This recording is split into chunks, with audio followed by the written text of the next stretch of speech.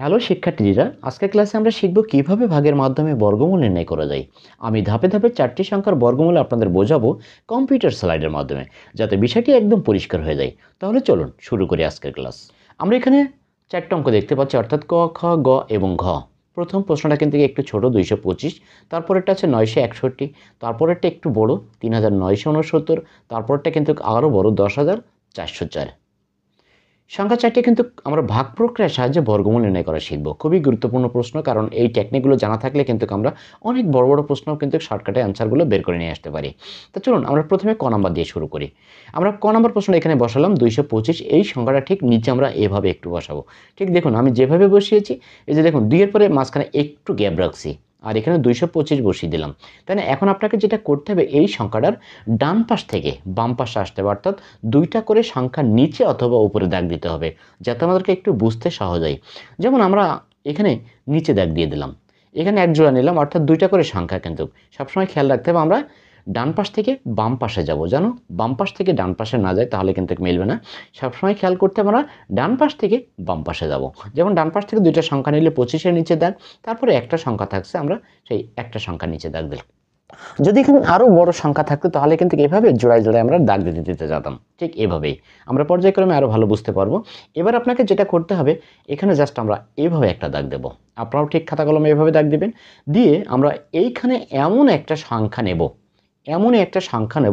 যে সংখ্যাকে ওই সংখ্যা দ্বারা গুণ করলে আমরা এই যে বাম পাশেরটা দেখব 2 হবে, অথবা 2-এর কাছাকাছি কোনো সংখ্যা হবে, যেন 2-এর বেশি না হয়। 2-এর বেশি হলে কিন্তু হবে না। তাহলে এখানে আমরা কত নিতে পারি? আমরা দেখতে পাচ্ছি 1 ছাড়া তার কোনো বিকল্প নাই, কারণ এখানে যদি 2 নেই, তাহলে 2কে 2 দ্বারা গুণ করলে হচ্ছে 4, কিন্তু আমাদের এখানে আছে কত? 2। আমরা 2 নিতে পারবো না, তাহলে আমাদেরকে এখানে অবশ্যই 1 নিতে হবে। আমরা সেই 1 এখানে নিলাম, 1কে 1 দ্বারা গুণ করলে কত হচ্ছে? 1 ওকে 1। আমরা 2-এর নিচে বসিয়ে দেবো, নিচে ঠিক ভাগের মতো করে দাগ দেবো। এভাবে কিন্তু দাগ দেবো, দিয়ে এটা বিয়োগ করবো। 2 থেকে 1 বিয়োগ করলে কত হচ্ছে? 1। সেটা আমরা এখানে বসিয়ে দিলাম। দেওয়ার পরে আপনাকে যেটা করতে হবে, ঠিক এইখানে এইভাবে একটা দাগ দিবেন। আপনিও ঠিক আমার মতো করে এইভাবে দাগ দিবেন। দেওয়ার পরে এইখানে যে আমরা 1 নিছি, প্রথমে যে 1টা নিছি, এই 1-এর ডাবল করতে হবে। 1-এর ডাবল করলে কত হচ্ছে? 1-এর ডাবল তো 2। আমরা সেই 2টা জাস্ট ডান পাশে একটু জায়গা রেখে এখানে বসিয়ে দিলাম। একটু ডান পাশে আরেকটা সংখ্যা আমাদেরকে বসাইতে হবে, এজন্য সেই জায়গাটুকু এখানে আমরা রাখবো। এবার আপনাকে যেটা করতে হবে, এই যে উপরে যে জোড়া আছে, আমরা যে এক জোড়ার নিচে দাগ দিয়েছিলাম, সেই টোটাল জোড়াটাই নিচে বসাবো। টোটাল জোড়াটা নিচে বসালে হচ্ছে কত? 125। 125 হচ্ছে। এবার আপনাকে যেটা করতে হবে, এইখানে এমন একটা সংখ্যা নিতে হবে, যে সংখ্যাকে আমরা 2-এর পাশেও বসাবো। কিন্তু 2-এর পাশে যদি বসাই, যে সংখ্যাটা এখানে তৈরি হবে, এই 2টা মিলে যে সংখ্যাটা তৈরি হবে, সেই সংখ্যাকে, যে সংখ্যা আমরা এখানে ধরছি, ওই সংখ্যা দ্বারা গুণ করতে হবে। গুণ করলে যদি 125 হয় বা তার কোনো কাছাকাছি সংখ্যায়, তাহলে আমরা বুঝবো যে সেটা নিতে হবে। তাহলে এখানে আমরা 125 দেখতে পাচ্ছি। 5 যদি না, এখানেও যদি 5 নেই, এখানেও যদি 5 নেই, তাহলে এখানে কত হচ্ছে? 25। 5 25 125 হচ্ছে। তাহলে আমরা বুঝতেই পারছি এখানে আমরা 5 নিতে হবে আমাদেরকে। এখানে সেই 5 নিলাম, ওই 5টা আবার এখানেও নেব। এই 5টা এখানে নেওয়ার ফলে এটা কিন্তু 25 হয়ে গেল। এই 25কেই এখন ওই 5 দ্বারা গুণ করতে হবে, যেটা আমরা ধরবো সেটা দ্বারাই গুণ করতে হবে। 5 25 কত? 125। সেই 125 আমরা নিচে বসিয়ে দেবো, অর্থাৎ এটা কিন্তু মিলে গেল। এটি মিলে যাওয়ার ফলে আমরা এখানে একটা ক্রস মেরে দেবো, অর্থাৎ এটা মিলে গেল। তার মানে এদের অ্যান্সার পেয়ে গেলাম কত? 15। আমরা অতএব নির্ণয় বর্গমূল 15, সেটা আমরা এখানে লিখে দেব। দিয়ে এবার আমরা খ নাম্বার প্রশ্নটা দেখব। খ নাম্বার প্রশ্নটা চলে আসলাম।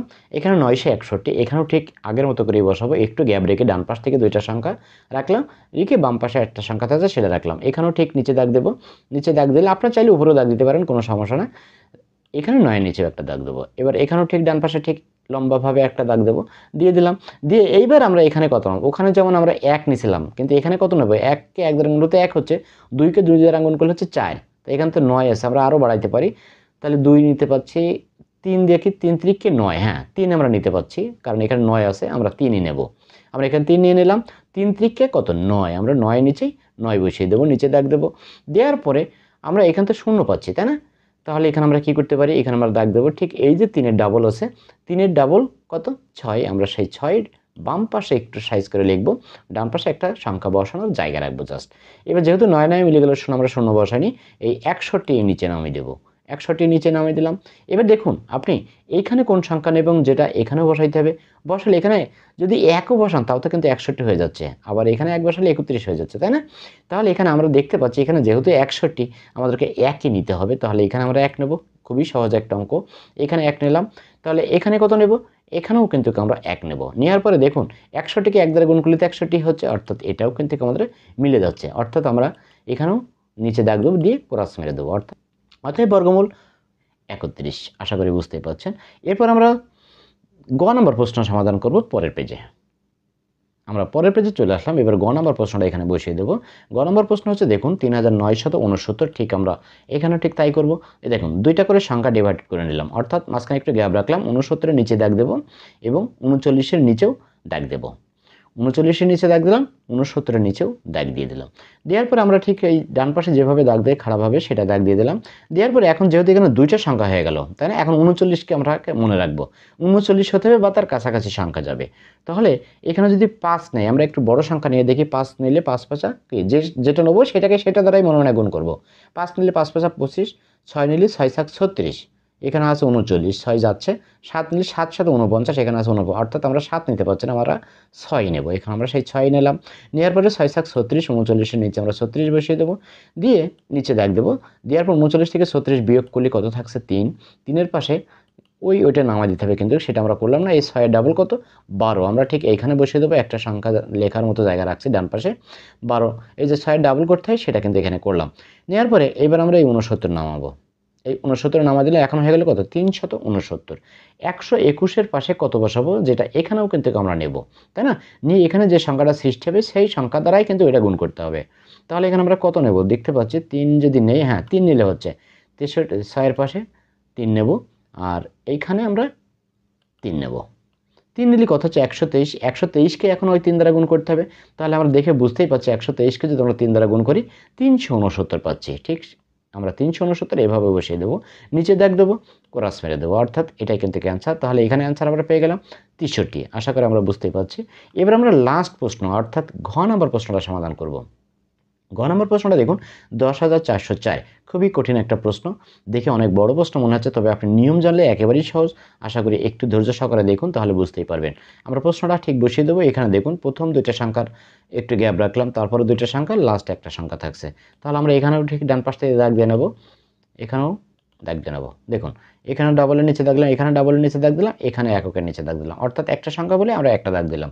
দিয়ে ডান পাশ থেকে ঠিক আগের মতো করে একটা দাগ দেবো। নিয়ে এখন যেহেতু 1 হইতে হবে, তো 1কে 1 দ্বারা গুণ করলে তো 1ই হয়। তাহলে আমরা এটা বুঝতেই পারছি যে আমাদেরকে এখানে অবশ্যই 1 নিতে হবে। 1কে 1 দ্বারা গুণ করলে হচ্ছে এককে 1, নিচে দাগ দেবো।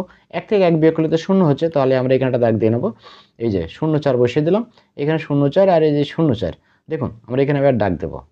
দাগ দিলাম, 1-এর ডাবল কত? 2, এখানে আমরা সেই 2 বসিয়ে দেবো। দেওয়ার পরে এখানে দেখুন 0,4 যেহেতু আমরা নিলাম, আমরা এখানে 4 আছে, এখানে 2 নিলাম। এবার আমরা এমন একটা সংখ্যা নেব যে সংখ্যাটা কিন্তু এখানে বসাবো। এখানে যে কোনো সংখ্যা বসালে কিন্তু 20-এর উপরে চলে যাচ্ছে, আর এখানে আছে 4। তাহলে আমরা বুঝতেই পারছি যে এইখানে আমরা 4 নিলে আরও একটা জোড়া নামাইতে হবে, আর আরও একটা জোড়া যেহেতু নামাইতে হবে সেই জন্য আমরা এখানেও 0 নেব, এখানেও একটা 0 নেব। আমরা 0 নিয়ে নিলাম। নেওয়ার পরে কারণ কি 0 কেন নিলাম? প্রথম জোড়া বসিয়ে হচ্ছে না, পরের জোড়াটাও নামাইতে হচ্ছে একই স্টেপে। এই জন্য কিন্তু আমরা এখানে 0 দিয়ে দিলাম, এটা একটু মনে রাখবো। নিয়ে আমরা এই যে 0,4 এটা বসিয়ে দেবো, 0,4 বসিয়ে দিলাম। এবার আমরা এই যে এইখানে যে সংখ্যাটা নেব সেই সংখ্যাটা আবার এখানেও নেব। তাহলে কত নেব? আমরা বুঝতে পারছি এখানে যে কোনো সংখ্যা নিলেই কিন্তু 100 হয়ে যাচ্ছে, তাই না? 100 হয়ে যাচ্ছে। তাহলে এখানে যদি আমরা কত নেব? 404 হতে হবে। 2 যদি আমরা নেই, হ্যাঁ এখানে যদি আমরা 2 নেই, 2, হ্যাঁ এখানে নিলে হচ্ছে 2 নিলে 202 আর 404, তাহলে আমরা বুঝতে পারছি এখানে 2 নিতে হবে। এখানেও 2 নিলাম, এখানেও 2 নিলাম। 2 নিলে কত হচ্ছে? এটা 202। 202কে এখন 2 দ্বারা গুণ করতে হবে, যেহেতু 2 ধরছি। 202কে 2 দ্বারা গুণ করলে তো 404 হচ্ছে। 404, অর্থাৎ আমরা এটাও মিলে গেল, নিচে দাগ দিয়ে ক্রস মেরে দেবো, অর্থাৎ বর্গমূল 102। আশা করি বুঝতেই পারছেন। এই ছিল আমাদের আজকে 4টি সংখ্যার বর্গমূল নির্ণয়। যদি এই ভিডিওটি আপনার বুঝতে সাহায্য করে থাকে তাহলে অবশ্যই একটি লাইক দিবেন এবং এমন আরও শিক্ষামূলক ক্লাস পেতে চ্যানেলটি সাবস্ক্রাইব করে পাশে থাকবেন। দেখা হবে পরবর্তী ভিডিওতে। ভালো থাকবেন, নিয়মিত